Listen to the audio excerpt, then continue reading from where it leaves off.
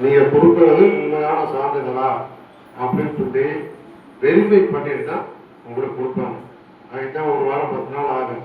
அந்த 1 வாரம் 10 நாள் ஏன் பொறுக்க முடியாம அவங்க என்ன செய்றாங்க, உடனே வேணுமாங்க.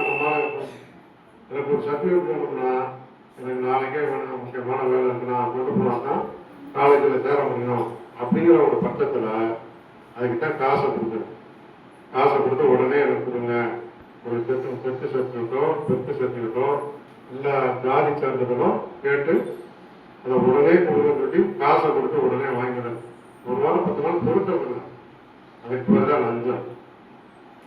அதே போல டிரைவிங் லைசன்ஸ் எடுக்க போகிற இடங்கள்ல ஆர்டிஓ ஆஃபீஸில் என்ன செய்வாங்க, ஒரு லைசன்ஸ் ஓட்ட தெரியாமல் இருக்கான், லைசன்ஸ் நமக்கு தேவைப்படும் எடுத்து வச்சுக்கோம். அப்போ அவங்ககிட்ட போய் என்ன செய்வாங்க, பணத்தை கொடுத்து 2000 3000 பணத்தை கொடுத்து, அதுக்கு சில புரோக்கர்லாம் ஊரில் இருக்காங்க, அவங்ககிட்ட கொடுத்து வாங்கிட்டு போனால் வாங்கி கொடுத்துருவாங்க. போய் வண்டியை ஓட்டுறது மாதிரி உட்காந்துருப்பார், மூவ் பண்ண கூட கொடுத்துருவாங்க. அதனாலலாம் ஆக்சிடென்ட்டு நிறையா ஆகும். ஆக்சிடென்ட் வந்து நிறையா ஆகிறதுக்கு காரணமே அதுதான். கார் ஆக்சிடென்ட்லாம் ஆகிறதுக்கு காரணம் ஓட்ட தெரியாமல் லைசன்ஸை வாங்கிடுறது, பணத்தை கொடுத்து போய் 4 பேர் 5 பேரை முட்டி என்ன காடி பண்ணி விட்டு போகுது. அதனால அவன் லைஃப்பும் போய் நம்ம நடந்து போகக்கூடிய லைஃப் வந்து ஒரு அப்போ அந்த மாதிரி வாங்குற சர்டிஃபிகேட்லாம் பணமானது நீங்கள் கொடுத்து வாங்கணும்னு நினைக்கவே கூடாது. சரிங்களா? என்ன பணமானது கொடுத்து வாங்கின எந்த ஒரு ஆஃபீஸ்க்கு போனாலும் சரி, காலாகாலத்தில் அதுக்கு அப்ளை பண்ணி என்ன உங்களுக்கு தேவைன்னு பட்டுச்சுன்னா அதை அப்படியே அப்ளை பண்ணிட்டு 1 வாரம் 10 நாளில் அதை வாங்கி வச்சுருங்க. உடனே போய் வாங்கி கொடுத்தாங்க என்ன செய்வாங்க, காசை கேட்பாங்க. நீங்களும் 4 தடவை அலையுமே அப்படின்ட்டு என்ன செய்வீங்க, காசு கேட்கணும் கொடுக்கணுங்கிற எண்ணம் உருவாகும். இந்த மாதிரி உருவாக விடக்கூடாது.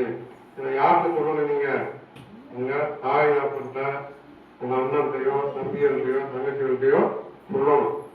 விவரம் தெரிஞ்ச ஆட்கள்கிட்ட சொல்லணும். அந்த அல்லது உங்கள் ரிலேஷன் யாராவது இருப்பாங்க பக்கத்தில், கம்யூனிட்டி சர்டிஃபிகேட் வாங்க போகிறோம், டெத்து சர்டிஃபிகேட் வாங்க போகிறோம், பணம் கொடுத்து வாங்காதீங்க அப்படிங்கிறத நீங்கள் சொல்லணும். 5 விளையாது 50 வளையுமா? அப்போ சின்ன பிள்ளைகள என்ன செய்யணும், நீங்கள் பணம் கொடுத்து எந்த வேலையும் செய்யக்கூடாது, எந்த ஒரு காரியத்தையும் சாதிக்கக்கூடாதுங்கிற எண்ணமானது இந்த வயசுலேயே உங்களுக்கு மனசுல பதியும். அது ரொம்ப முக்கியமானது. எந்த சூழ்நிலையும் நானாக தான் இருக்கிற எண்ணம் வந்து உங்களுக்கு வரணும். எவ்வளவோ தூரம் ஆசிரியர்கள் சொல்றாங்க, டீச்சர் இது பேரண்ட்ஸ் சொல்றாங்க, யாரு சொன்னாலும் இந்த காலத்து பிள்ளைங்க கேட்கறதில்ல.